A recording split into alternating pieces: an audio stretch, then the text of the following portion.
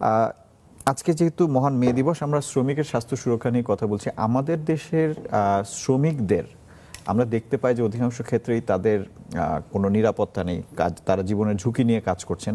তো সবকিছু মিলিয়ে আপনাকে শুরুতে জানতে চাই যে শ্রমিকের স্বাস্থ্য সুরক্ষার আমাদের দেশের অবস্থাটা কি আসলে? শ্রমিকের স্বাস্থ্য নিয়ে কি কেউ ভাবেন আসলে? ধন্যবাদ আপনাকে। আমরা প্রথমে ভাবি যে একজন মানুষ তার সুস্থতা, তিনি সুস্থ কিভাবে থাকবেন। আমরা যদি দেখি যে একজন ব্যক্তির সুস্থতা নির্ভর করে দুই তিনটে জিনিসের উপর। তার একটি বিষয় হচ্ছে জেনেটিক, বংশগতি, তার বাবা মার কোনো অসুখ ছিল কিনা, সেই থেকে তিনি কোনো অসুখ তার মধ্যে ক্যারি করছেন কিনা জন্মগতভাবে। আরেকটি হচ্ছে এনভায়রনমেন্টাল, পরিবেশগত, সেই পরিবেশটি তার নিজের এবং চারিপাশের, এবং সেখানে গ্লোবাল ইকোসিস্টেম, যেটি এখন ধরুন যে বৈশ্বিক উষ্ণতা, তারপরে এই ক্লাইমেট চেঞ্জ, সব কিছু আসছে। সব মিলিয়ে আমরা যদি ভাবি যে আমাদের যারা শ্রমিক, যারা বিভিন্ন পর্যায়ে কাজ করছে, তিনি হয় গার্মেন্টসে কাজ করছেন, অথবা কয়লার খনিতে কাজ করছেন, অথবা ওয়েল্ডিংয়ের কাজ করছেন, অথবা শিপ ব্রেকিংয়ের কাজ করছেন, প্রত্যেকটা জায়গায় কিন্তু স্বাস্থ্য ঝুঁকি রয়েছে। এবং আমি যতটুকু জানি যে 1972 সালে আমাদের যেই ইন্টারন্যাশনাল লেবার অর্গানাইজেশন আইএলওর যেই শ্রমিক আইন, সেই শ্রমিক আইনটিকে কিন্তু আমরা বঙ্গবন্ধু, জাতির পিতা বঙ্গবন্ধু শেখ মুজিবুর রহমান আমাদের শ্রমিক আইনে তিনি সেটা অ্যাডপ্ট করেছিলেন বাংলাদেশে। পরবর্তীতে সেটি আরও শ্রমিক আইন, আমি যতটুকু জানি 2019 সালে সেই শ্রমিক আইনে কিন্তু সব কিছু এই বিষয়গুলো অন্তর্ভুক্ত করা হয়েছে। যে স্বাস্থ্য ঝুঁকি বলুন, তারপরে নিরাপত্তা বলুন, সেই শ্রমিকদের সেটি কিভাবে করা হবে। এখন বিষয় হচ্ছে সেটি কি শুধুমাত্র কাগজে নাকি তার ইমপ্লিমেন্টেশন আছে, সেই জায়গাগুলোয় আমার মনে হয় কিছু আলোচনার সুযোগ আছে। যেমন আমি চিকিৎসক হিসেবে দেখি, আমি তো বক্ষব্যাধি চিকিৎসক, সেই হিসেবে দেখি যে গার্মেন্টস থেকে আমার কাছে অনেক কর্মী আসেন যারা কিন্তু অ্যাজমা রোগে ভুগছে। আপনি হয়তো জানেন যে অ্যাজমা কিন্তু অত্যন্ত কমন একটি বক্ষব্যাধি। আমরা যদি বক্ষব্যাধির কথা বলি তাহলে আমার মনে হয় সবাই কম বেশি অ্যাজমা, কেউ কেউ বিশেষ করে গ্রাম অঞ্চলে হাঁপানি বলে থাকে। এবং এই অ্যাজমা রোগ কারো কারো অ্যাজমা আগে থেকে থাকে, কিন্তু দেখা যায় যে গার্মেন্টসে যখন সে কাজ করতে যায় তখন তার অ্যাজমার তীব্রতা বেড়ে যায়। আবার কারো হয়তো অ্যাজমা থাকে না, কিন্তু ওই গার্মেন্টসে কাজ করার জন্য সেই গার্মেন্টসের বিভিন্ন পার্টিকেলস বা কেমিক্যাল এজেন্টস বা অন্য টুকরো বা বিভিন্ন কারণে সে অ্যাজমায় আক্রান্ত হয়। এখন এই যে রোগটি তার হলো, সেই রোগের তো ব্যয়ভার আছে, সেই রোগের তো তার দৈহিক দায়ভার আছে। এখন এই বিষয়গুলো সেই সংশ্লিষ্ট কোম্পানি কতটুক বিয়ার করছে, না তাকে নিজেই বিয়ার করতে হচ্ছে, এই বিষয়গুলো আমি খুব ডিটেলস বলতে পারবো না। আপনি একটা খুব গুরুত্বপূর্ণ প্রসঙ্গ উত্থাপন করেছেন যে ব্যয়টি কে বহন করবে, এই বিষয়টি নিয়ে আমরা আবার একটু ফিরবো। আমি একটু ডক্টর মেঘলা সরকার, শরীরেরই যখন এই অবস্থা, শ্রমিকের মন নিয়ে কি কেউ চিন্তা করছেন কিনা? মনের ব্যাপারটা আসলে আরো দুর্বিষহ, কারণ হলো মন হলো আমরা যারা মানে শ্রমিক, তো তারা এক ধরনের হলো একটু অতখানি প্রিভিলেজ না। আমরা যারা অনেক সুবিধাভোগী মানুষ তারাই আসলে তো আমরা আমাদের মনটাকে আমরা অতখানি গুরুত্ব দিই না। কাজে মনের অসুখ যখন হয় সেটাকে আরো আমরা গুরুত্ব আরো কম দিই। সেক্ষেত্রে হলো শ্রমিকদের যে এই যে মানসিক স্বাস্থ্যের বিষয়টা, সেটাও কিন্তু আসলে ভীষণভাবে নেগলেক্টেড। এবং যেটা খুব ইন্টারেস্টিং, যেটা আমাদের শরীরের যখন কোনো রকমের অসুখ হয়, যেটা স্যার বললেন এই যে অ্যাজমার, এটা কিন্তু ডেফিনেটলি তার প্রোডাক্টিভিটিতে তার রিফ্লেক্টেড হয়। অর্থাৎ সে যতটুকুন কাজ করতে পারতো আমাদের সোসাইটিকে বা তার সে নির্দিষ্ট কারখানাকে যতটুকু দিতে পারতো, উৎপাদন ক্ষমতা কমে যায়। ঠিক একইভাবে যখনই হলো মানসিক স্বাস্থ্য কোনোভাবে বিপর্যস্ত হয়, সেটাও কিন্তু আমাদের সরাসরি করে উৎপাদন ক্ষমতায় আসলে এটা প্রভাব পড়ে। কিন্তু সেই জায়গাটা আসলে আমরা এই মনের বিষয়টা অনেক সময় বুঝি না বলে এটা আমরা এক ধরনের নেগলেক্ট করি। আরও একটা ব্যাপার আছে, বিশেষ করে আমাদের বেশিরভাগ ক্ষেত্রে যে মানসিক রোগগুলো আমরা দেখে থাকি এর মধ্যে কিন্তু খুব অল্প সংখ্যকই খুব জটিল মানসিক রোগ, যেটা আমরা খুব অ্যাবনর্মাল বিহেভিয়ার বা যেটা আমরা দেখলেই বোঝা যায় আর কি। বেশিরভাগ ক্ষেত্রে মানসিক রোগগুলো কিন্তু যেমন আমার আপনার মধ্যে বাইরে থেকে হয়তো বা বাইরে বোঝাই যাচ্ছে না, কিন্তু আমার কোনো না কোনো মানসিক প্রবলেম থাকতে স্বাভাবিক, হ্যাঁ, কিন্তু আমারও কিন্তু কোনো কারণে ডিপ্রেশন থাকতে পারে, অ্যাংজাইটি, নানা রকমের প্রবলেম থাকতে পারে। তো আমাদের যেহেতু বেশিরভাগ ক্ষেত্রে এই অ্যাংজাইটি ডিপ্রেশন এগুলোই বেশিরভাগ মানে হয়, এবং এদের কিন্তু ম্যানিফেস্টেশনটা কিন্তু শারীরিক উপসর্গ নিয়ে প্রকাশ করে বেশিরভাগ ক্ষেত্রে, অর্থাৎ তাদের হেড টু ফিট, মাথা ধরা থেকে শুরু করে তার বুক ধরফর করা, পেটে চাপ চাপ লাগা, অনেক সময় হলো ক্রনিক লুজ মোশন বা পেটে ধরেন কোনো রকমের গ্যাস্ট্রোইন্টেস্টাইনাল নানা রকমের সিমটম, তাই শারীরিক নানা উপসর্গ বা গা ব্যথা ইত্যাদি নানা কিছু হয়। তো অনেক ক্ষেত্রে আমাদের কিন্তু এটা অ্যাওয়ারনেসের অভাবের বদলে এই যে শারীরিক উপসর্গগুলো যে তার আসলে মানসিক রোগের চিকিৎসার একটা খুব ইম্পর্টেন্ট একটা এরিয়া আছে, এই জায়গাগুলো কিন্তু আমরা অনেক ক্ষেত্রে মানে দেখা যাচ্ছে সে হয়তো শরীরের ডাক্তারের কাছে যে হয়তো বারবার যাচ্ছেন, চিকিৎসা নিচ্ছেন, কিন্তু তার কোনো উন্নতি হচ্ছে না। এবং আমাদের অনেক ক্ষেত্রে ঠিক মানে এই নেগলিজেন্সটা কিন্তু শুধুমাত্র আমাদের জেনারেল পিপল যে তা না, কিছুটা আমি বলবো যে আমাদের চিকিৎসকের ক্ষেত্রেও কিন্তু অনেক ক্ষেত্রে এই অ্যাওয়ারনেস, বিশেষ করে আমাদের যেটা আসলে যখন আমরা মেডিকেল, আমি নিজেও যখন MBBS পাশ করেছি আমি কিন্তু সাইকিয়াট্রির বিশাল পরিসর সম্পর্কে অতটা জানতাম না, কারণ কোর্স কারিকুলাম এটা অনেকখানি নেগলেক্টেড আমাদের দেশে। তো যার কারণে হলো আমাদের বলবো যে মানে জেনারেল পিপলের সাথে সাথে কিন্তু আমাদের চিকিৎসকের এক ধরনের অ্যাওয়ারনেসের প্রবলেম আছে। যে চিকিৎসকের কাছে আছেন তিনি হয়তো প্রপার রেফারেল করতে পারছেন না, কারণ তিনি হয়তো ভাবছেন না যে এটা মনের সমস্যার জন্য। দীর্ঘমেয়াদেই কিন্তু তারা আসলে দেখা যাচ্ছে সেই চিকিৎসাটা সিম্পটোমেটিক ট্রিটমেন্ট হচ্ছে, আলটিমেটলি কিন্তু যে ফিনান্স, সেই ব্যয়বহার ভর কিন্তু যেটা স্যার একটু আগে বলছে, সেই জায়গাটা কিন্তু সেই কস্টটা কিন্তু রাষ্ট্রের দিতে হচ্ছে, সমাজের দিতে হচ্ছে, ব্যক্তিত্ব দিতে হচ্ছে। জি, অনেক ধন্যবাদ ডক্টর মোশাররফ হোসেন। এবার একটু আসি যে আপনি অনেকগুলো খাতের কথা উল্লেখ করেছেন, যে আমাদের তো আসলে গার্মেন্টসটা হচ্ছে আমাদের সবচেয়ে রপ্তানি আয়ের সবচেয়ে বড় আয়ের উৎস, সেটা একটা আছে। কিন্তু আমাদের এখন যেমন নির্মাণ শ্রমিক, প্রচুর নির্মাণ শ্রমিক আছেন, কারণ আমাদের দেশ যেহেতু উন্নয়নশীল একটি দেশ এবং আমরা উন্নতির দিকে যাচ্ছি, প্রচুর কাজকর্ম হচ্ছে সিভিল ওয়ার্কস, রাস্তাঘাট হচ্ছে, বিল্ডিং হচ্ছে বিভিন্ন জায়গায়, দেশে মানে শহরে গ্রামে বিভিন্ন জায়গায়। তো এই যে নির্মাণ শ্রমিকদের বিষয়টা, যে আমরা প্রচুর কিন্তু দেখছি যে নির্মাণ শ্রমিকরা আহত হচ্ছেন, ইলেকট্রিকিউশন হচ্ছে, মানে বিদ্যুতায়িত হয়ে মারা যাচ্ছেন কিংবা আহত হচ্ছেন। তো নির্মাণ শ্রমিকদের আমি গত বছর এই মে দিবসে একটা প্রোগ্রাম করেছিলাম, সেখানে কয়েকজন নির্মাণ শ্রমিক আমাদের সঙ্গে ছিলেন, তাদের কাছ থেকে আমরা শুনছিলাম যে তারা কিভাবে, এবং আমরাও তো দেখি যে রং করেন যারা, উঁচু উঁচু বিল্ডিংগুলোতে রং করছেন, কোনো ধরনের প্রোটেকশন মেকানিজম নাই, কিছু নাই। তো নির্মাণ শ্রমিকদের আসলে কি কি ধরনের স্বাস্থ্য ঝুঁকি রয়েছে বা সেগুলো আপনি যদি একটু বলতেন। আমি কনস্ট্রাকশন নিয়ে বলি, আমার চেম্বারে যখন রোগী আসে তারা যদি বলে যে স্যার আমি আগে অ্যাজমায় যে পরিমাণ ঔষধ ব্যবহার করতাম এর চেয়ে বেশি ঔষধ লাগছে, তখন ঢাকা থেকে যখন আসে আমি প্রথম জিজ্ঞেস করি আপনার আশেপাশে কি কোথাও কনস্ট্রাকশন হচ্ছে কিনা? হ্যাঁ স্যার, আমার পাশের বাসায় কনস্ট্রাকশন হচ্ছে। অথবা বলে যে স্যার আমার ঘরে রং লাগাচ্ছিলাম এই একদিন আগে। তো বিষয়টা আমি এই জন্য উত্থাপন করলাম, আমাদের এখানে যে কনস্ট্রাকশন হয় সেই কনস্ট্রাকশনের বিধিগুলো কি আমরা মানি? ধরুন যে কনস্ট্রাকশন হচ্ছে, আশেপাশ দিয়ে বিভিন্ন রকম ঝুঁকি নিয়ে পথচারী থেকে শুরু করে নির্মাণ শ্রমিক পর্যন্ত, মৃত্যু ঝুঁকি থেকে শুরু করে সেই দৈহিক রোগের ঝুঁকি, সেটা শ্বাসকষ্ট বলুন, নিউমোনিয়া বলুন, যে কোনো রকম ঝুঁকির মুখোমুখি তাকে হতে হয়। যেমন যিনি কনস্ট্রাকশন ওয়ার্কার্স, তিনি ধরুন যে যদি উনি ওয়েল্ডিং ব্যবহার করেন তাহলে ওয়েল্ডারের এক ধরনের ঝুঁকি আছে, তিনি যদি পেইন্টার হন তাহলে পেইন্টিংসের জন্য ঝুঁকি আছে। তারপর তিনি যে এই প্রখর রৌদ্রের মধ্যে, বিশেষ করে এই সময় যারা এখন কাজ করছে তাদের তো আপনি প্রতিদিন দেখছেন যে heat stroke, heat related illness, heat stroke হলে মারা গেলে আমরা জানতে পারি, কিন্তু আমার মনে হয় যে এখন অন্তত পক্ষে 20 থেকে 30% লোক আমরা কিন্তু হিট রিলেটেড ইলনেসে ভুগছি। কেমন? যেমন এই দেখবেন সকালবেলা আপনি ঘুম থেকে উঠলেন, আপনার মাথা ব্যথা, অনেকেই এসে বলে যে স্যার আমার পায়ের মাংসপেশি ব্যথা করে, কামড়ায়। এগুলো কিন্তু হিট রিলেটেড ইলনেস।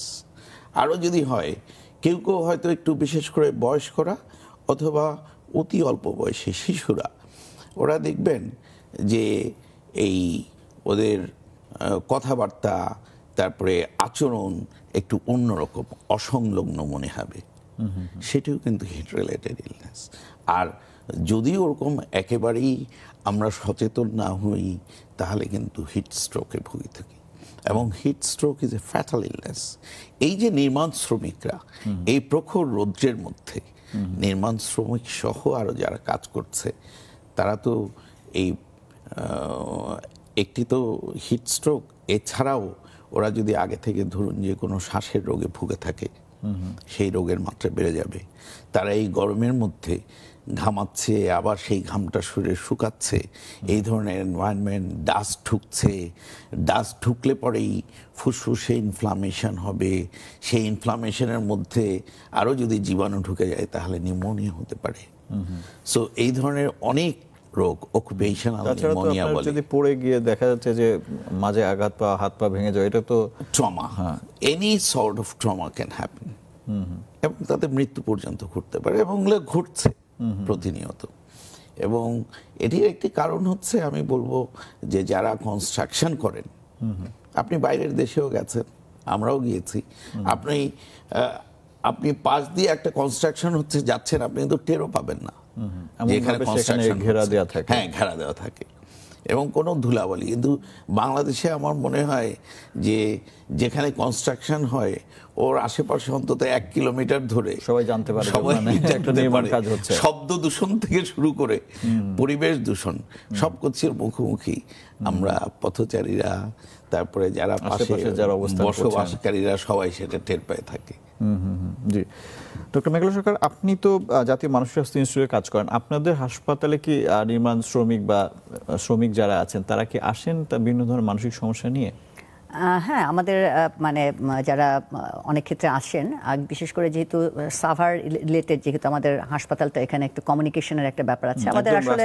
হ্যাঁ, আর এমনি জাতীয় মানসিক স্বাস্থ্য ইনস্টিটিউট তো ডে বাই ডে আমাদের আসলে অনেক পেশেন্ট বাড়ছে। আমরা প্রায় আউটডোরে 400 থেকে 600 কিন্তু রেগুলার পেশেন্ট দেখি, এবং এটা সারা বাংলাদেশ থেকেই নানা রকমের আছে। সেখান থেকে নির্মাণ শ্রমিকের একটা অংশ আসে, গার্মেন্টস কর্মী যারা আছেন, গ্রামের কর্মী আছে।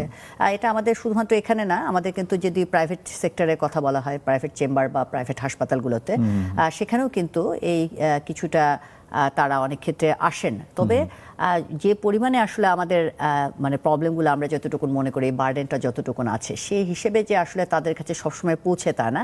আর একটা প্রবলেম হয়, বিশেষ করে আমাদের ক্ষেত্রে, আমরা অনেক ক্ষেত্রে বলি, যখন একটা ফলো আপে আসতে বলি, তখন কিন্তু অনেক ক্ষেত্রে তাদের এই যে টাইমটা হয়তো বা ওরকম করে পায় না, ফলো আপটা কিন্তু তারা মিস করে। হ্যাঁ, বা অনেকে হয়তো বা জানছে, খুব বেশি অ্যাকিউট অবস্থা না হলে তারা আসতে চায় না, মানে খুব অনেক বেশি তারা। একটা সমস্যা হচ্ছে গার্মেন্টসে দেখা যায় হাজিরা একটা প্রথা আছে, ফলে দেখা যায় যে তার মানে অসুস্থ হলেও কিন্তু সে অনেক ক্ষেত্রে ছুটি, হয়তো ছুটি পেলেও সে আসতে চায় না, কারণ ছুটি পেলে হয়তো তার হাজিরা কাটা যাবে। সেটা একটা তার, এটা একটা মানে সমস্যা আমরা দেখি আর কি। কি ধরনের রোগ নিয়ে আপনাদের কাছে আসে? আমাদের বিশেষ করে যারা মানে একটা হলো তো আমাদের যেটা শারীরিক রোগের মতো মানসিক রোগও কিন্তু এক ধরনের বলা হয় হলো 3টা ফ্যাক্টর রিলেটেড। তার হলো যে জৈবিক বৈশিষ্ট্য, অর্থাৎ যেখানে তার জিনগত বৈশিষ্ট্য, পরিবারে কোনো হিস্ট্রি আছে কিনা, তার সাইকোলজিক্যাল মেকআপ, অর্থাৎ হলো মানসিক তার গঠন প্রকৃতি কীরকম, অর্থাৎ তার রেজিলিয়েন্স পাওয়ারটা কীরকম। আর একটা হলো আমাদের স্ট্রেসার, এনভায়রনমেন্টাল ফ্যাক্টর। সেই এনভায়রনমেন্টাল ফ্যাক্টরের মধ্যে নানা কিছু থাকতে পারে। আমাদের চলতি পথে তো আসলে সব কিছু আমাদের মিট করে না, সেই জায়গাগুলো যখন ব্যত্যয় হয়, তখন সেটা আমাদের মনের মধ্যে যে চাপ তৈরি করে, সেটা অনেক ক্ষেত্রে নানা রকমের সাইকিয়াট্রিক প্রবলেম হতে পারে। তো সেক্ষেত্রে আমরা খুব বেশি কমন দেখি হলো উদ্বেগজনিত নানা রকমের মানসিক রোগী আমরা বেশি দেখে থাকি। সেটার মধ্যে আসলে খুব কমন হলো খুব প্যানিক অ্যাটাক নিয়ে আসে অনেক ক্ষেত্রে, অর্থাৎ হলো হঠাৎ করে তার তীব্র উদ্বেগ তৈরি হয়, উদ্বেগের কারণে দেখা যায় যেটা অ্যাংজাইটি অ্যাটাকের মতন হয়, কিন্তু ব্যক্তি মনে করে বোধহয় তার একটা হার্ট অ্যাটাক হচ্ছে, বা কোনো শারীরিকভাবে বোধহয় কোনো বিপর্যয়ের মধ্যে যে যাচ্ছে, অথবা তার স্ট্রোক করে ফেলবে বা এই মুহূর্তে মারা যাবে। এই ধরনের পেশেন্টরা আসলে প্রথমে কোনো এমার্জেন্সিতে ভর্তি হয়, কোনো কারণে পরবর্তীকালে রেফার্ড হয়ে, বা ও হয়তো বা শুনলো যে এই ধরনের রোগের চিকিৎসা এখানে ভালো হয়, তখন আমরা দেখি এটা প্যানিক অ্যাটাক লাইক সিমটম নিয়ে আসছে, যেটা আসলে হঠাৎ করে তার শারীরিক হঠাৎ করে বুক ধরফর করছে, শ্বাসকষ্ট হচ্ছে, মনে হচ্ছে হচ্ছে যে হাত পা ঠান্ডা হয়ে যাচ্ছে, বা মনে হচ্ছে একদম শক্তি চলে যাচ্ছে, মনে হচ্ছে এই মুহূর্তে মারা যাব বা এই মুহূর্তে খারাপ কিছু হয়ে যাবে। এছাড়া আপনার কিছুটা জেনারেলাইজ অ্যাংজাইটি অনেক সময় ডিসঅর্ডার হয়, যার জন্য বেশিরভাগ ম্যানিফেস্টেশনটা হয় সব কিছুতেই উদ্বেগ, খিটখিটে মেজাজ, অল্পের সাথে খুব রেগে যাওয়া, রাগারাগি করা, এটা খুব কমন। এবং বিশেষ করে এ ধরনের ক্ষেত্রে ক্রনিক হেডেক বা দেখা যাচ্ছে যে শরীরে নানা জায়গায় তার নানা রকমের আনএক্সপ্লেইনড পেইন, যেটা ঠিক পরীক্ষা নিরীক্ষার মাধ্যমে ঠিক তেমন কোনো রকমের সব ইনভেস্টিগেশন নর্মাল, কিন্তু তার শারীরিক নানা রকমের ব্যথা রয়েছে। পেটে দেখা যাচ্ছে সবসময় এক ধরনের ফুলে আছে বা ফেপে আছে, পেটটা হয়তো বা খাবারটা ঠিক মতো করে হজম হচ্ছে না। অনেক ক্ষেত্রে আসে যে খাবার ইদানিং তার গিলতে অসুবিধা হয়, মনে হচ্ছে যে গিলতে গেলে মনে হচ্ছে কোনো একটা লাম্প অনেক ক্ষেত্রে মনে করে সবই কিন্তু শুনে মনে হচ্ছে যে কোনো একটা শারীরিক সমস্যা। হ্যাঁ, কাজে প্রথমে তারা যখন দেখা যায় রিপিটেডলি অনেক সময় ইনভেস্টিগেশন করে যে কোনো কিছু না, এবং এদের কিন্তু একটা বড় অংশ আমাদের পার্শ্ববর্তী দেশে অনেক ক্ষেত্রে যায়, যখন হলো আসলে দেখে যে অন্যান্য অনেক স্পেশালিটিতে যে অনেক পরীক্ষা নিরীক্ষা করে কোনো আসলে কোনো পাওয়া যাচ্ছে না, তো ওনারা মনে করে বোধহয় কোনো রোগ ধরতে পারছে না। তো অনেক ক্ষেত্রে একটা বড় অংশই কিন্তু আবার আমাদের অন্যান্য দেশে চিকিৎসার জন্য না, ওইখানে আবার একটা ব্যাপার হয় কি, এই যে তার একটা সাইকোলজিক্যাল ব্যাপার হলো, ওখানে গিয়ে তার একটা হোপফুল হলো যে একটু মনে হলো অ্যাংজাইটিটা অনেকখানি কমে যায়, তো সিমটম কিন্তু অনেক ক্ষেত্রে কমে যায়, তখন সে মনে করে যে খুব ভালো ব্যাপারটা কাজ হচ্ছে। তো আবার অনেক ক্ষেত্রে মানে আমাদের কাছে যখন আবার আসে তখন দেখা যায় এটা পিওর সাইকেট্রিক। এছাড়া আমাদের সূচিবায়ুতা নিয়ে অনেক সময় অনেক ক্ষেত্রে আসে। সূচিবায়ুতা হলে বারবার করে হাত ধোয়া বা বারবার করে চেক করা, কোনো কাজ একই জিনিস বারবার করে করা, একটা জায়গায় হয়তো বা সেটা একবার দুবার হাত ধুলে হয়, সেখানে হয়তো বা 5 বার 10 বার হচ্ছে, তো এটাও কিন্তু তার প্রোডাক্টিভিটিতে এটিতে প্রবলেম হয়। তো এগুলো খুব কমন আমাদের। এছাড়া কোনো রকমের কোনো স্ট্রেস, ডাইরেক্ট স্ট্রেসার যদি থাকে, ধরুন চাকরিটা চলে গেল বা কোনো কারণে সে প্রমোশন, এই বিষয়টা আমি চিন্তা করছিলাম যে এটা নিয়ে একটু বিস্তারিত আলোচনা করতে হবে, কারণ এই আমাদের বিশেষ করে গার্মেন্টস সেক্টরে অনেক সময় দেখা যায় চাকরি চলে যাচ্ছে বা বেতন ঠিক মতো পাচ্ছে না, এগুলো বিষয় আছে। আমাদের একটা বিরতির সময় হয়ে গেছে, একটা বিরতি নিয়ে ফিরবো। প্রিয় দর্শক, ছোট্ট একটা বিরতি নিচ্ছি, কিছুক্ষণের মধ্যে ফিরছি।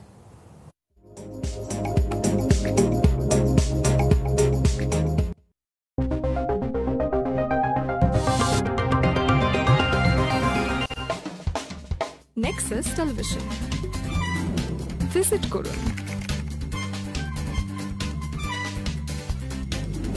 সাবস্ক্রাইব করুন, ফলো করুন। Nexus Television, বিজনেস ও লাইফস্টাইল।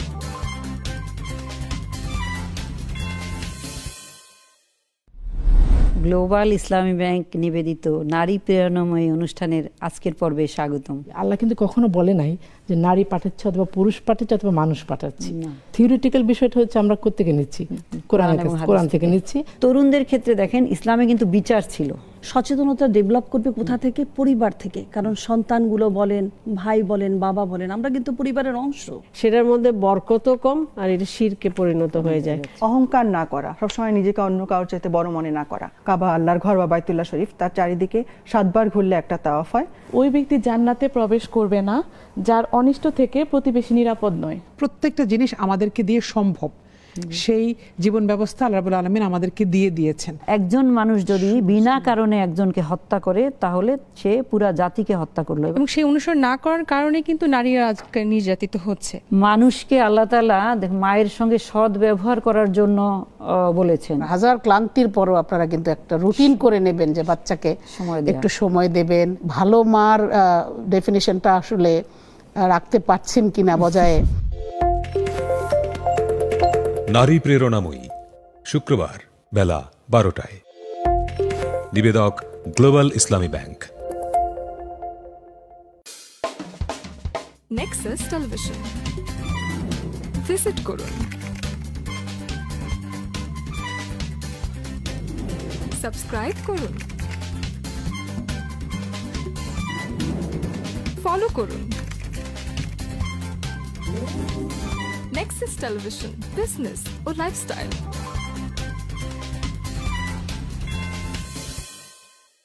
নেক্সাস টেলিভিশনের প্রতিদিনকার ইসলামিক আয়োজন, সরাসরি প্রশ্ন উত্তরমূলক অনুষ্ঠান, ইসলামী জীবন বিধান। ইসলাম আমাদেরকে যে দিক নির্দেশনা দিয়েছে সেটা মেনে চললেই আমি মুসলিম। আপনি যদি অশান্তিতে থাকেন, প্লিজ স্ট্যান্ড আউট ইন সালাহ, নামাজে দাঁড়িয়ে দেখুন কিভাবে আপনাকে আল্লাহ সুবহানাহু ওয়া তাআলা শান্তি দেবেন। সন্তানের উপরে রব্বুল আলামিন সবচেয়ে বড় যে দায়িত্ব এবং নিয়ামত দিয়েছেন সেটা হলো পিতা মাতা। সম্পর্ক রক্ষা করলে আল্লাহ তার সাথে সম্পর্ক রাখবেন, আর যদি সম্পর্ক কেউ ছিন্ন করে তার সাথে আল্লাহ সম্পর্ক ছিন্ন করবেন। শরীয়তের পুরো বিষয়টাই হলো আদব নির্ভর, শিষ্টাচার ব্যতীত শরীয়তের কোনো বিধান আপনি দেখতে পাবেন না। আল্লাহ গো, আমি তো নিরুপায় হয়ে গিয়েছি, আমি সুদ খেতে চাই না, আমি সুদ নিতে চাই না, আল্লাহ আমার জন্য ব্যবস্থা করে দাও। দেখবেন যে ইনশাআল্লাহ তারা কোন জায়গা থেকে আল্লাহ তাআলা আপনার কাছে রাস্তা খুলে দিয়েছে। কেউ বলি যে 3 জায়গায় আছে গীবত করা জায়েজ না, গীবত কোথাও জায়েজ নেই। শীতের সময় একটা সুবর্ণ সুযোগ পেলাম আমি রোজা রাখার, সেই উপলক্ষে তো আমাদের কিছু রোজা রাখার চেষ্টা করা উচিত। ইসলামী জীবন বিধান দেখবেন প্রতিদিন রাত 11টায়। নিবেদক ইসলামী bank Bangladesh limited. Nexus television visit করুন, সাবস্ক্রাইব করুন, ফলো করুন। নেক্সাস টেলিভিশন, বিজনেস ও লাইফস্টাইল।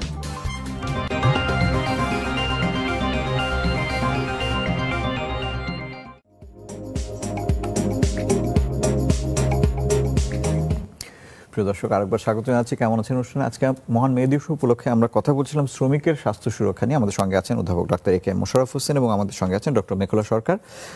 বিরতির আগে আমি ডক্টর মেঘলা সরকারের সাথে আলাপ করছিলাম যে কি কি ধরনের মানসিক সমস্যা নিয়ে আসে। ডক্টর মোশাররফ হোসেন, আপনার কাছে যেটা জানতে চাই সেটা হচ্ছে যে এবারে আমরা যদি একটু ফিলোসফিক্যাল আলোচনা করি যে অকুপেশনাল যে হেলথ হ্যাজার্ড বা আমরা যেটা বলছিলাম কর্মক্ষেত্রে তার যে ঝুঁকিগুলো, তার যে স্বাস্থ্য ঝুঁকি রয়েছে বা স্বাস্থ্য সমস্যাগুলো তৈরি হচ্ছে, এই দায়টা আসলে কার নেওয়া উচিত? আমরা দেখতে পাচ্ছি যে এটা অধিকাংশ ক্ষেত্রেই দেখা যাচ্ছে আমাদের দেশের পরিপ্রেক্ষিতে যে শ্রমিক তাকেই নিতে হচ্ছে কিংবা তার পরিবারকে বহন করতে হচ্ছে, কিন্তু বিষয়টা কি সেরকম হওয়ার কথা ছিল বা হওয়া উচিত কিনা? শ্রমিকরা বিভিন্ন পর্যায়ের শ্রমিক, ধরুন যিনি কৃষক, তারও স্বাস্থ্য ঝুঁকি রয়েছে, তিনিও বিভিন্ন রকমের অসুখে ভুগতে পারেন। তারপরে ধরুন যিনি চিকিৎসক, হাসপাতালে কাজ করছেন, এই কিছুদিন আগে কোভিড-19 সময় তারা কিন্তু এই কোভিড-19 আক্রান্ত হওয়া থেকে শুরু করে মৃত্যুবরণ পর্যন্ত করেছেন। তো এতে দায় কে নিয়েছে আমরা সবাই জানি, সেই পরিবার নিয়েছে। তো আমার কথা হচ্ছে যে সারা পৃথিবী জুড়ে ইন্টারন্যাশনাল লেবার অর্গানাইজেশনের যেই নীতিমালাগুলো আছে, যেমন ধরুন যে আমি ফুসফুসের কথাই ধরি, যে আজকে যদি আপনি এই একটা শিপ ব্রেকার হন, অথবা আপনি যদি কোনো ওয়েল্ডার হন বা পেইন্টার হন, আপনি বুকের ফুসফুসের নিউমোনিয়া থেকে শুরু করে অ্যাজমা, তারপরে ইন্টারস্টিশিয়াল লাং ডিজিজ, মানে যেখানে আপনার রেসপিরেটরি ফেইলিউর, এমনকি ক্যান্সার পর্যন্ত হবে। তো এই যে রোগগুলো হলো, সেই রোগগুলো তো তার কর্মক্ষেত্রে কাজ করার জন্য হলো। তো যদি কাজ করার জন্য সেই রোগগুলো হয়ে থাকে, তাহলে কি দরকার? প্রথম কথা হচ্ছে যে সেই রোগটা হচ্ছে কিনা, তাহলে প্রথমেই সেটা যদি আমরা ডিটেক্ট করতে পারি, সেই রোগগুলোকে আলাদা করে, প্রত্যেক রোগের একটা রিভার্সেবল স্টেজ আছে, যে আপনি যদি আর্লি ডায়াগনোসিস করেন, সেই থেকে হয়তো ওনার এখন ফাইব্রোসিস হলো, ওনার হয়তো ক্যান্সার পর্যন্ত উনি যাবেন না, তাহলে আমি সেই জায়গা থেকে আইসোলেট করে ওনাকে অন্য জায়গায় আমি নিযুক্ত করলাম, সেটা হতে পারে। আর ঠিক আছে, উনি একেবারে ক্যান্সার হয়েই দেখা গেল যে উনি ক্যান্সার আক্রান্ত হলেন, সেই ক্ষেত্রে কি উচিত হবে না তিনি যেখানে কাজ করছেন সেই মালিক পক্ষের এবং সরকার পক্ষের এই দায়ভারটা নেয়া? আমি তো বলবো অবশ্যই এই বিষয়গুলো আমাদের এখন ভাববার সময় এসছে, কারণ আমরা কিন্তু এখন অনুন্নত দেশ থেকে আমরা উন্নয়নশীল দেশে আছি। আমাদের দেশে অনেক উন্নয়ন ঘটছে, আমাদের জীবনযাত্রার মান এবং ব্যয় দুটোই উন্নত হচ্ছে, বাড়ছে। সেই ক্ষেত্রে আমাদের এই দিকগুলোও ভাবতে হবে। জি, একটু আপনাকে থামাই, কারণ একজন দর্শক যুক্ত হয়েছেন, আমরা একটু তার প্রশ্ন নিতে। হ্যালো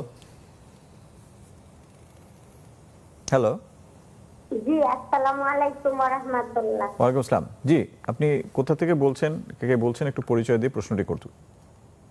স্যার, আমি মোসাম্মত ইসমতারা, ঢাকা ড্যামরা থেকে বলছি। জি, কি জানতে চাচ্ছেন? স্যার, আমার বড় ছেলে মোহাম্মদ তাসিন হাসান সাফি, ওকে নিয়ে আমি প্রায় 2 মাস আগে বক্ষব্যাধি হাসপাতালে গিয়েছিলাম। Doctor Mohammad Sirajul Islam sir okay দেখেছিল। ওর শ্বাসকষ্ট সমস্যা হয় মাঝে মাঝে, হঠাৎ করেই দম বন্ধ হয়ে মানে মরে যাওয়ার মতো হয়ে যায়। বয়স কত? 18 বছর। 18 বছর, আচ্ছা। যে আপনারা কিছু জানতে চাইলে জিজ্ঞেস করতে পারেন, যদিও আজকের আলোচনার সাথে সম্পৃক্ত না, তারপরে যেহেতু বক্ষব্যাধি বিশেষজ্ঞ আমাদের সঙ্গে আছেন, সেজন্য হয়তো প্রশ্নটা। না, উনি যেহেতু বক্ষব্যাধি হাসপাতালে দেখিয়েছেন, নিশ্চয়ই ওরা কোনো ওকে ডায়াগনোসিস দিয়েছে। উনি সেটি জানেন কিনা, মানে রোগটা নির্ণয় হচ্ছে কিনা ওনার ছেলের, এবং সেই মতো উনি চিকিৎসা নিচ্ছেন কিনা, আচ্ছা, সেটা খুব মানে।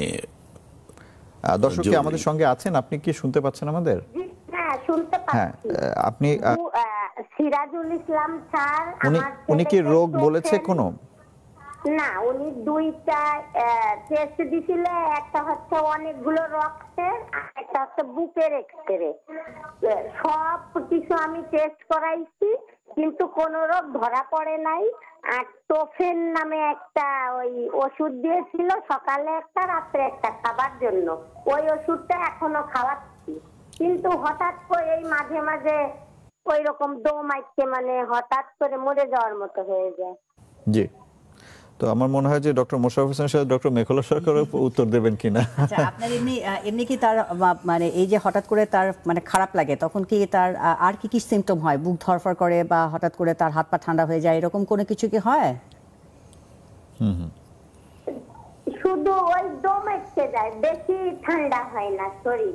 আচ্ছা আচ্ছা আচ্ছা, আরেকটা বিষয় আমাকে এইমাত্র চোখ তো ফুলছে, মানে একটা কেমন একটা ভাব হয়ে যায়, মানে আচ্ছা খুব খারাপ লাগে তখন দেখি। আচ্ছা, এমনি যদি আসলে কোনো রকমের শারীরিকভাবে তার কোনো প্রবলেম না থাকে, অর্থাৎ ফুসফুসে যদি তার সেরকম করে কোনো অসুবিধা যদি না হয়, একটু কিন্তু মনে হচ্ছে যে তার একটু প্যানিক অ্যাটাকের মতন মনে হচ্ছে। আরেকটা প্রসঙ্গ আমাকে আমার প্রোডিউসার জানালেন, সেটা হচ্ছে যে ওনার ছেলে গার্মেন্টস কর্মী ছিলেন, এখন এই মুহূর্তে চাকরিও নেই। আচ্ছা আচ্ছা, তো সেটা একটা হতে পারে তার, এটা যেহেতু তার চাকরি নেই, এটা একটা স্ট্রেসার হিসেবে তার কাজ করতে পারে। তো অনেক ক্ষেত্রে তার একটা, যেটা বললাম যে অ্যাংজাইটিটা অনেক সময় বেড়ে গেলে প্যানিক অ্যাটাক লাইক সিমটম হয়।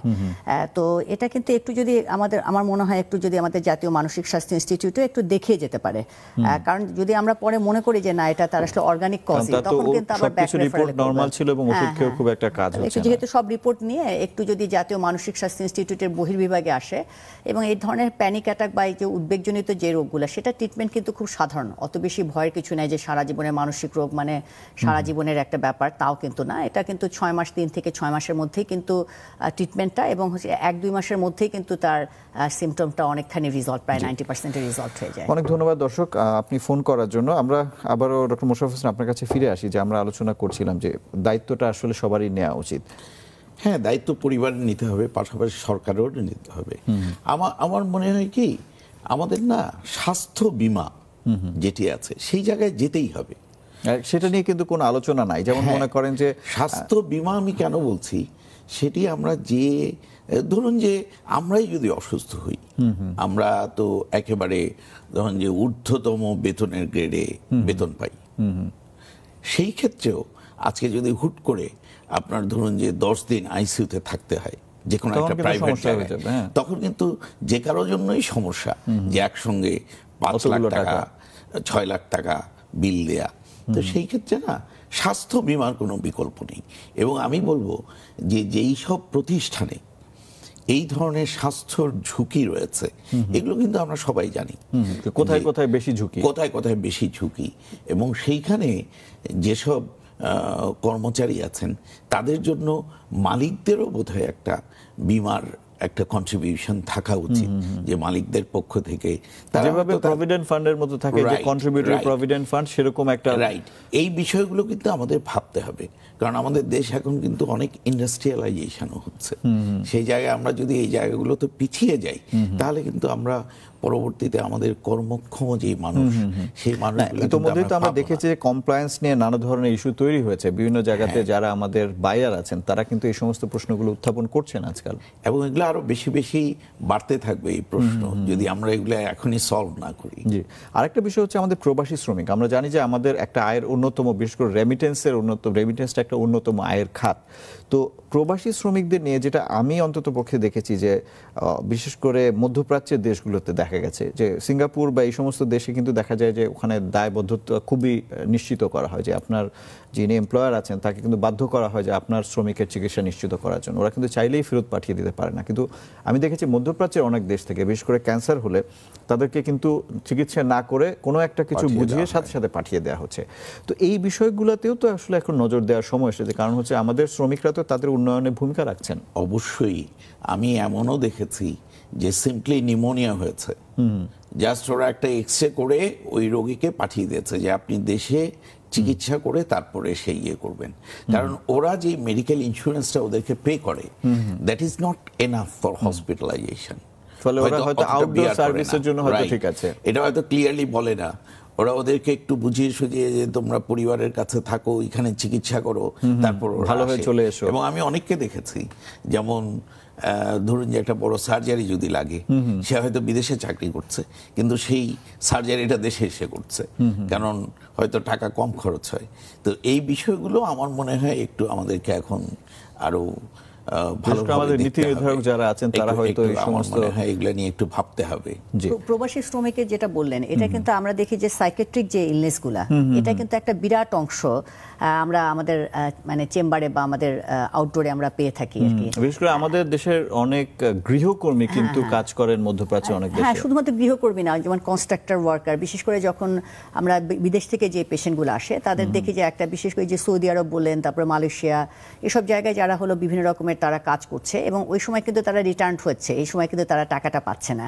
তো এটা এই যে তার কোনো হয়তো অনেকে অবৈধভাবে থাকছেন, সেটা তাদের তো কোনো প্রশ্ন নেই, তারা যখন ফিরে আসছে তারা একদম সর্বশান্ত হয়ে ফিরে আসছেন খালি হাতে। আর একটা বলা হয় আমাদের যেটা মানসিক রোগের জায়গায়, যখনই কোনো রকমের চেঞ্জ সিচুয়েশন হবে, শিফটিং, সেটা নতুন বাসা চেঞ্জ করা হোক অথবা নতুন হয়তো বা কোনো দেশে যাচ্ছে বা বিশেষ করে মাইগ্রেশন যখন হয়, তখন এটা যেহেতু একটা বিরাট চেঞ্জ, এটা এক ধরনের অ্যাডজাস্ট করতে অনেক আমাদের ঠিক সেভাবে অনেক রেজিলিয়েন্স থাকে না, বা আমাদের অনেক সময় যারা একটু মানসিকভাবে নাজুক থাকে, এটা কিন্তু আর অনেক যদি কোপ আপ করতে না পারে তাহলে দেখা যায় যে তার এক্সাজারেশন হচ্ছে। দেখা যাচ্ছে যে গ্রামের একটা ছেলে 17 বছর বয়স, সে হয়তো জীবনে কোনোদিন তার জেলা শহরেও যায় নাই, সে হঠাৎ করে দেখা গেল যে একটা মধ্যপ্রাচ্যের বা মালয়েশিয়ার একটা রাজধানী শহরে যে কাজ করা শুরু করে দিল। এই যে পরিবর্তনটা, সেটা নেওয়ার জন্য সে হয়তো প্রস্তুতি নেই। ওখানে তো হয়তো কালচার ডিফারেন্ট, তার খাওয়া ডিফারেন্ট, তার ভাষা ডিফারেন্ট। এই যে আমাদের আসলে যে মানসিক যে জায়গাগুলো, এটা যখন আপনি আসলে ইভেন কারোর সাথে যখন আমরা কথা বলছি, সেটাও কিন্তু আমরা স্ট্রেসটা অনেক রিলিফ হয়ে যাচ্ছে, কথাই হয়তো বলতে পারছে না, সেটা আমাদের স্ট্রেসটা রিলিফ হয়ে যাচ্ছে। কাজে এই সুবিধাগুলো কিন্তু আমরা যখন হঠাৎ করে নতুন দেশে যাচ্ছি তখন কিন্তু অনেক ক্ষেত্রে পাচ্ছি না। ইভেন আমরা দেখি যে আমাদের স্টুডেন্ট যারা, তারা অনেক যারা একটু যদি সাইকোলজিক্যালি ধরেন একটু অ্যাংজাইটি পোন থাকে, দেখা যাচ্ছে যে ওখানে কিন্তু পারফরমেন্সটা খারাপ করে ফেলছে because of this change situation. কাজে এটা আমি বলবো মাইগ্রেটরি ওয়ার্কার যারা, তাদের এটা একটা বিরাট, আমি মানে এটা আলাদা করে একটা এমফাসিস দেওয়া উচিত এবং সেটা একটু নজর রাখা উচিত। এমনকি যারা যখন দেশের বাইরে তাদেরকে পাঠানো হচ্ছে, তাদের কিছু কাউন্সিলিং সেশন এবং এই সমস্ত বিষয়ে প্রস্তুত করা, কারণ তারা যদি প্রস্তুত থাকতো তাহলে কিন্তু তাদের এই সমস্যাটা হয়তো অনেক ক্ষেত্রে এটা কমানো যেত। আলটিমেটলি তো তাদের রিটার্ন হতে হচ্ছে, এই যে এত টাকা দিয়ে আবার তারা বাংলাদেশে আসতে হচ্ছে। আর আরেকটা প্রবলেম হলো, যখন তারা সাইকিয়াট্রিক প্রবলেম থাকে, ওরা তো এই যে ভাষাগত ব্যারিয়ারের কারণে তারা তো বলে যে আমাদের কথাগুলো তারা ওই দেশের ডাক্তাররা ঠিকমতো করে বুঝতে পারছে না। অনেক সময় বলে যে ডাক্তাররা তো বুঝতে পারছে না, এবং অনেক ক্ষেত্রে দোভাষীর মানে নিয়োগ করা হচ্ছে না, ফলে তারা সমস্যাটা বুঝাতেও পারছে না। এটাও একটা সমস্যা। আমাদের আরেকটা বিরতির সময় হয়ে গেছে, বিরতির পর ফিরে এসে আরো বেশ কয়েকটা বিষয় আছে, সেগুলো নিয়ে কথা বলবো। প্রিয় দর্শক, ছোট্ট আরো একটা বিরতি নিচ্ছে, আশা করি ফিরে এসে আপনাদের সবাইকে সাথে পাবো।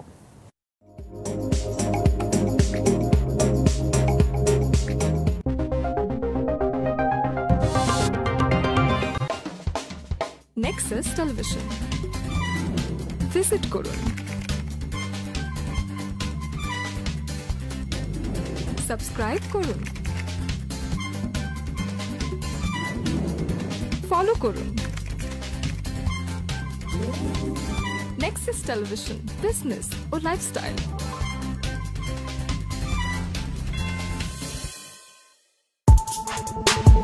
আচ্ছা, জ্বর হলে দিনে কতবার প্যারাসিটামল খাওয়া যাবে? বেশি বেশি টিভি দেখা কি চোখের জন্য ক্ষতিকর? ক্রিম কি সত্যিই রং ফর্সা করে? মোবাইল ফোনের রেডিয়েশনে কি ক্যান্সার হয়? তথ্য জানুন, তবে তা যেন হয় সঠিক।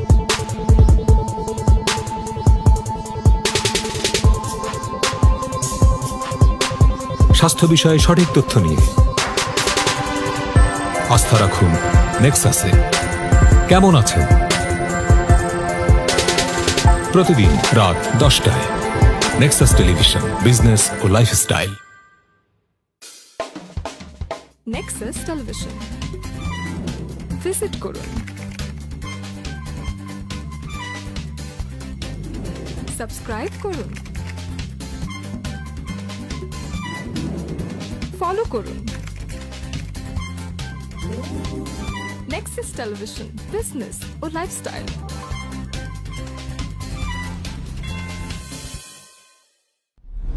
গ্লোবাল ইসলামী ব্যাংক নিবেদিত নারী প্রেরণাময়ী অনুষ্ঠানের আজকের পর্বে স্বাগতম। আল্লাহ কিন্তু কখনো বলে নাই যে নারী পাঠাচ্ছে অথবা পুরুষ পাঠাচ্ছে অথবা মানুষ পাঠাচ্ছে। থিওরিটিক্যাল বিষয়টা হচ্ছে আমরা কোত্থেকে নিচ্ছি, কোরআন থেকে নিচ্ছি। তরুণদের ক্ষেত্রে দেখেন ইসলামে কিন্তু বিচার ছিল। সচেতনতা ডেভেলপ করবে কোথা থেকে? পরিবার থেকে। কারণ সন্তানগুলো বলেন, ভাই বলেন, বাবা বলেন, আমরা কিন্তু পরিবারের অংশ। সেটার মধ্যে বরকতও কম আর এটা শিরকে পরিণত হয়ে যায়। অহংকার না করা, সবসময় নিজেকে অন্য কারোর চাইতে বড় মনে না করা। কাবা আল্লাহর ঘর বা বাইতুল্লাহ শরীফ, তার চারিদিকে 7 বার ঘুরলে একটা তাওয়াফ হয়।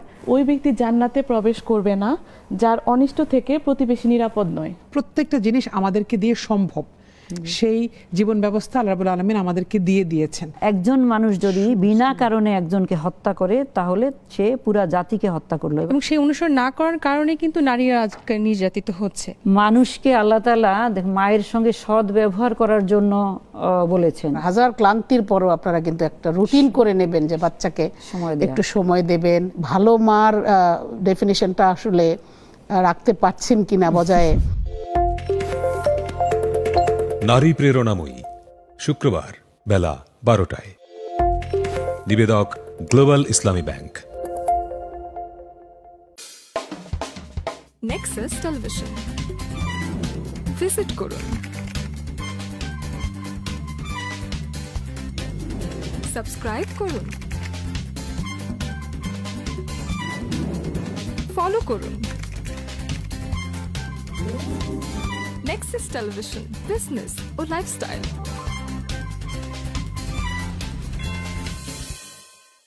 নেক্সাস টেলিভিশনের প্রতিদিনকার ইসলামিক আয়োজন, সরাসরি প্রশ্ন উত্তরমূলক অনুষ্ঠান, ইসলামী জীবন বিধান। ইসলাম আমাদেরকে যে দিক নির্দেশনা দিয়েছে সেটা মেনে চললেই আমি মুসলিম। আপনি যদি অশান্তিতে থাকেন, প্লিজ স্ট্যান্ড আউট ইন সালাহ। নামাজে দাঁড়িয়ে দেখুন কিভাবে আপনাকে আল্লাহ সুবহানাহু ওয়া তাআলা।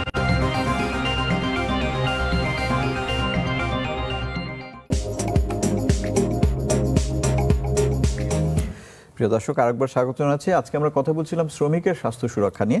বিরতির আগে আমরা প্রবাসী শ্রমিকদের যে বিভিন্ন ধরনের মানসিক সমস্যা সেটা নিয়ে কথা বলছিলাম। এবারে একটু আমরা আসতে চাই, সেটা হচ্ছে আবারও ডক্টর মেখলা সরকার আপনার কাছে ফিরতে চাই। সেটা হচ্ছে যে আমরা প্রবাসী শ্রমিকদের কথা বললাম, কিন্তু একই সাথে আমাদের যারা গার্মেন্টস শ্রমিক আছে তাদের যেমন প্রশ্ন করেছিলেন তিনি কিন্তু বলেছিলেন যে চাকুরি চলে যাওয়া এবং তার ছেলেরও এরকম চাকরি চলে যাওয়ার পর থেকে কিন্তু তার এরকম সমস্যা তৈরি হয়েছে।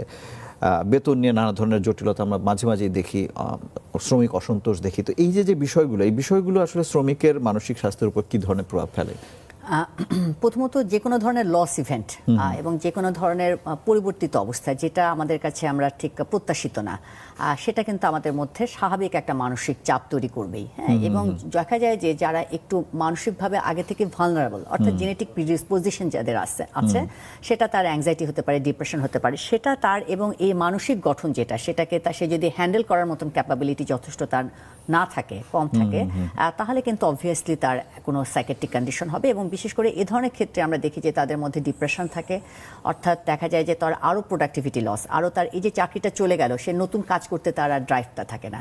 দেখা যাচ্ছে সারাদিন সে শুয়ে আছে, বসে আছে, কোনো কাজকর্ম করছে না, বা দেখা যাচ্ছে খেতে ইচ্ছা করছে না, নিজেকে খুব মনে হচ্ছে পারবো না, হবে না। এই যে তার মানে হলো একটা থেকে কিন্তু তার মানে একটা নতুন সমস্যাটা তার তৈরি হচ্ছে।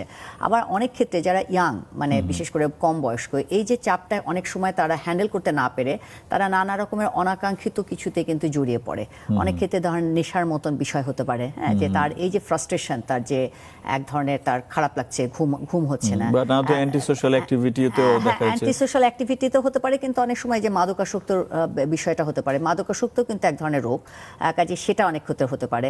আর নানা রকমের আনওয়ান্টেড বিহেভিয়ার, যে বিহেভিয়ারগুলো তাকে আসলে লং টার্ম আরও একটা সমস্যার মধ্যে দিয়ে তাকে জড়িয়ে ফেলে, তো সেটা তার হতে পারে। তো সেক্ষেত্রে মানে এই যে ব্যাপারগুলো, যেটা বললেন যে বেতন পাচ্ছে না বা ফিনান্সিয়াল একটা ক্রাইসিস থাকছে, ফিনান্সিয়াল ক্রাইসিস থাকলে বিশেষ করে তার অ্যাংজাইটি যদি থাকে, তার উদ্বেগের জায়গাটা থাকে, সেটা এনহ্যান্স করে। অর্থাৎ সে হয়তো বা তার মানে কোনোভাবে সে একটা হ্যান্ডেল করে যাচ্ছিল, কিন্তু এটা এই প্রতিদিনের যে, অর্থাৎ একটু আমরা তো কনস্ট্যান্টলি আমাদের ব্রেনটা করে কি কোপ আপ করতে চায়, তো একটা স্টেজে কোপ আপ করতে করতে আর পারে না, তখনই কিন্তু তার নানা রকমের প্রবলেমগুলো অনেক তীব্র মাত্রায়, এবং তখন দেখা যাচ্ছে যে তাদের মধ্যে হয়তো বা মাথা ব্যথা হলো, তারা মেজাজ খিটখিটে হয়ে যাচ্ছে, তার আচরণে নানা রকমের ত্রুটি দেখা যাচ্ছে, শারীরিকভাবে নানা রকমের উপসর্গ হচ্ছে, বিশেষ করে যে প্যানিক অ্যাটাক, এটা খুব কমন, অ্যাডজাস্টমেন্ট ডিসঅর্ডার এই জায়গাটা, ডিপ্রেশন খুব কমন। তো এই জায়গাগুলো অনেক ক্ষেত্রে আমরা দেখে থাকি। জি, আমরা তো অনুষ্ঠান যেহেতু শেষ পর্যায়ে, এখন আমরা জানতে চাই ডক্টর মোশাররফ হোসেন, যে আমরা সমস্যাগুলোর কথা আলোচনা করলাম, কি কি হতে পারে সেটা আলোচনা করলাম, কিন্তু এর থেকে মুক্তি পাবার উপায় কি? আসলে আমাদের শ্রমিকের স্বাস্থ্য সুরক্ষার জন্য আমরা কি করতে পারি? আমরা না পুরো সমস্যায় কিন্তু এখনো আলাপ করতে পারিনি, হয়তো কিছু টিপ অফ আইসবার্গ আলাপ করেছে, আর অনেক কিছু আলাপের বাইরে রয়ে গেছে। যেমন সিম্পল বিষয়, যেমন আমরা যে চুল কাটাই, মানে নরসুন্দর, নাপিত, ওরা কিন্তু প্রচুর শ্বাসরোগে ভুগে থাকে। জাস্ট যে একটা ছোট্ট খুপড়ির মতো জায়গা আবদ্ধ থাকে, সেখানে প্রচুর ডাস্ট, চুল কাটাই, চুলের গোড়াগুলো। হ্যাঁ, আরেকটা আমি এগুলো ওই চিকিৎসক হিসেবে জানতে পেরেছি, যেমন যারা স্বর্ণকার, আপনি হয়তো জানেন কিনা জানি না, স্বর্ণকাররা যারা স্বর্ণের সেই ডিজাইন নিয়ে কাজ করে, সেটিও কিন্তু ছোট্ট একটি অন্ধকার রুম, কোনো ফ্যান থাকে না, তারা অনেকে কিন্তু নিউমোনিয়া থেকে শুরু করে অ্যাজমা, বিভিন্ন রকমের শ্বাসরোগে ভুগে থাকে। তো এই যে বিষয়গুলো, এবং গার্মেন্টসের কথা তো আমরা অনেক আলোচনাই করেছি, এরকম প্রত্যেকটা প্রফেশনেই আমি দেখেছি সেটি হচ্ছে যে আমাদের যে পরিবেশটা, যেটা একটি অত্যন্ত গুরুত্বপূর্ণ বিষয় আমাদের দেহের স্বাস্থ্য রক্ষার জন্য, সেটি কিন্তু আমরা মেনটেন করছি না। যে ধরুন যে কি পরিমাণ স্পেস দরকার আপনার, সেই স্পেসে কি পরিমাণ ভেন্টিলেশন দরকার, এই জিনিসগুলো কিন্তু আমরা মেনটেন করি না। সিম্পলি আপনি ধরুন, এখন তো আমরা প্রচুর এসি ব্যবহার করছি, এসির মাধ্যমে কিন্তু আমাদের শ্বাসনালীতে ইনফেকশন হতে পারে এবং আমরা নিউমোনিয়া আক্রান্ত হতে পারি। একটি জীবাণু এই এসি থেকে আমাদের মধ্যে ঢুকে যেতে পারে। কারণ কি? কারণ হচ্ছে আমরা কিন্তু এসি নিয়মিত সার্ভিসিং করাই না, যেটা খুব দরকার। তো এই বিষয়গুলো আমাদের মনে হয় এখন অ্যাড্রেস করা উচিত, যে আমাদের যেখানেই আমরা শ্রমিকদের কাজ করাচ্ছি, তারপর ধরুন আপনি গৃহকর্মী থেকে শুরু করে সেটি যেই কর্মী হোক, তিনি কতক্ষণ কাজ করবেন, কতক্ষণ বিশ্রামের সময়, সেটি ঠিক আছে কিনা। আমার কাছে অনেক স্কুলের শিক্ষক আছে, বিশেষ করে প্রাইমারি স্কুল, উনি একটানা 4টা ক্লাস নেয়। উনি যদি একটানা 4টা ক্লাস নেন, উনি কি পড়াবেন, বা সেই পড়ার জন্য ওনাকে সেই প্রিপারেশনটা কতটুক নিবেন, তিনি মানসিক এবং দৈহিকভাবে কতটুক সুস্থ পড়ানোর জন্য, সেই বিষয়গুলো আমাদেরকে ভাবতে হবে। তো আমার মনে হয় যে এই বিষয়গুলো আমাদের চিন্তার পাশাপাশি যেসব জায়গায়, ধরুন যে গার্মেন্টসে নিয়মিত তাদের স্বাস্থ্য হেলথ চেক আপটা যেন হয়, প্রত্যেক প্রতিষ্ঠানে যেখানে স্বাস্থ্য ঝুঁকি রয়েছে, সেখানে যেন অবশ্যই একজন স্বাস্থ্য কর্মকর্তা, একজন চিকিৎসক যেন অন্তত MBBS ডক্টর যেন তাদেরকে একটা নিয়মিত ইন্টারভ্যালে পরীক্ষা করে দেখেন যে তারা কোনো স্বাস্থ্য ভুগছে কিনা, রোগে ভুগছেন কিনা। যদি সেই রোগে ভুগে থাকে, সেই রোগের যেন নিয়মিত চিকিৎসা হয়। তারপর ধরুন প্রিভেনশনের কথা বললেন, প্রিভেনশনের হ্যাঁ, কিছু কিছু তো প্রিভেনশন নিতেই পারি আমরা। ধরুন যে সিম্পলি গার্মেন্টসে যিনি একেবারে স্পিনিং সেকশনে কাজ করছেন, সেখানে যদি ভালো ভেন্টিলেশন থাকে, যদি এক্সস্টটা ভালো হয়, সেখানে তাকে আমি মাস্ক ব্যবহার করতে দিলাম। তারপরও কথা আছে, ধরুন যে তিনি দেখা গেল অ্যাজমা রোগী, তাহলে তাকে আপনি স্পিনিং সেকশনে একেবারে সুতোর মধ্যে না ফেলে যেন একটু দূরে থাকতে পারে, তার পরিবেশটা আমি ওইভাবে ঠিক করলাম, সে যেন কাজও করতে পারে, কারণ তার তো জীবিকা নির্বাহের জন্য কাজ তো করতেই হবে। আপনাকে থামাবো কারণ আরেকজন দর্শক যুক্ত হয়েছেন, আমার একটু প্রশ্ন নিতে চাই। হ্যালো হ্যালো, জি ওয়ালাইকুম আসসালাম। আপনার পরিচয় দিয়ে প্রশ্নটি করুন। আপনার পরিচয় দিয়ে তারপর আপনার প্রশ্নটি করুন। আচ্ছা, আমি বরাবর থেকে বলছি, রূপগঞ্জ বরাবর থেকে বলছি। জি, আমি একজন গার্মেন্টস শ্রমিক। জি, আমার আছে না, এই যে আমি কতদিন যাবত, আজকে প্রায় 1-1.5 বছর যাবত, মানে শ্বাসটা ফেলতে গেলে নিঃশ্বাসটা ফেলতে পারি ঠিক, কিন্তু ফিরিয়ে যখন নিঃশ্বাসটা নেই তখন মনে হয় যে আমার দম আসা যাওয়া করতেছে, তখন মানে আমার অনেক কষ্ট লাগে, বা বুকের ভিতরে ব্যথাও করে প্রায় সময়। আর এই হালকা পাতলা কাশের মতো আসে, হালকা কাশের মতো আসার পরে ভিতর থেকে যেমন কফের মতো বাইর হয়। আমার আপনার বয়স কত? আমার বয়স আনুমানিক 27-28 হবে এমন। আপনার কি এই শ্বাসকষ্ট হয়?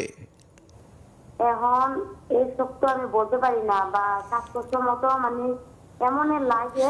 আচ্ছা, আমি বলবো যে আপনি হয়তো এই বুকের কোনো অসুখে ভুগছেন, ধরুন যে অ্যাজমা বা এই ধরনের কোনো শ্বাসরোগে ভুগছেন, তো আপনি একজন বক্ষব্যাধি চিকিৎসকের পরামর্শ নেন, তারপর উনি পরীক্ষা নিরীক্ষা করে আপনাকে ওষুধ দিলে আপনি অবশ্যই সেরে উঠবেন। জি, অনেক ধন্যবাদ দর্শক ফোন করার জন্য। জি, আমরা যেখানে ছিলাম যে আমাদের কি কি করণীয়, আপনি বলছিলেন যে একটা রেগুলার হেলথ চেকআপ। হ্যাঁ, তারপরে ধরুন যে যারা হেলথ ওয়ার্কার, হসপিটালে যারা কাজ করছেন, আপনি হয়তো জানেন, আপনি তো নিজেও একজন সার্জন, যে আমাদের আমরা অনেক অসুখে নিডল প্রিক হয়ে এই কর্মক্ষেত্রে কিন্তু আমরা HPSAG পজিটিভ হচ্ছি, HIV পজিটিভ, এমনকি অনেকে লিভার ক্যান্সার হচ্ছে এরকম করে, তিনি হয়তো জানেন না যে তিনি HPSAG পজিটিভ হয়েছেন। তো এই বিষয়গুলো আমাদের কিন্তু এখন ভাববার সময় আসছে যে আমরা আমাদের স্বাস্থ্য ঝুঁকিটা কিভাবে কমাতে পারি, এবং যদি আমরা সেই ধরনের কোনো রোগে ভুগে থাকি, সেই জন্য আমরা কোনো কম্পেনসেশন পাবো কিনা, সেটি সেই প্রতিষ্ঠানের পক্ষ থেকে এবং সরকারের পক্ষ থেকে কোনো রকম অনুদান থাকছে কিনা আমাদের জন্য। তা আমার মনে হয় এই বিষয়গুলো আমাদের ভাবতে হবে। এবং আমরা যদি এই ফুসফুসের স্বাস্থ্য রক্ষার কথা বলি, তাহলে আমি বলবো যে যারা ফুসফুসের রোগে ভুগছেন বা এমন প্রতিষ্ঠানে কাজ করছেন, যেমন ধরুন যে গার্মেন্টসে যারা ফুসফুসের রোগের আক্রান্ত হওয়ার সম্ভাবনা বেশি, কয়লার খনিতে, ব্রিক ফিল্ডে, তারা না নিজেদের ফুসফুস রক্ষার জন্য কিছু কাজ করতে পারেন। তার মধ্যে একটি নিউমোনিয়া প্রোটেকশনের জন্য আপনি হয়তো জানেন যে এখন নিউমোনিয়ার ভ্যাকসিন খুবই অ্যাভেলেবল, আমরা দিয়ে থাকি, খুব বেশি দামও না। তারপর ধরুন যে আমরা এই ভাইরাস, রেসপিরেটরি ভাইরাসগুলো দিয়ে যে ইনফেকশন হয়, এগুলো প্রোটেকশনের জন্য আমরা ইয়ারলি ভ্যাকসিন নিতে পারি, এই কাজগুলো করা উচিত। তারপর ফুসফুসের স্বাস্থ্য রক্ষার জন্য আমরা নিয়মিত যেন পরিমিত পানি পান করি, তারপর ফ্রেশ ফ্রুটস খাই, তারপর একটু দৈহিক আমরা যেন ব্যায়াম করি, 30-40 মিনিট হাঁটি, তাহলে আমার মনে হয় আমাদের রোগ প্রতিরোধ ক্ষমতা, ফুসফুসের ক্ষমতা এগুলো, এবং কিছুটা মানসিক স্ট্রেসও আমার মনে হয় কমিয়ে আমাদেরকে স্বাস্থ্য ঝুঁকি কমাবে। জি, ডক্টর মেহকুল্লাহ সরকার এবং ডক্টর AK মোশাররফ হোসেন, আপনাদের দুজনকে অনেক ধন্যবাদ, কারণ আজকে আমরা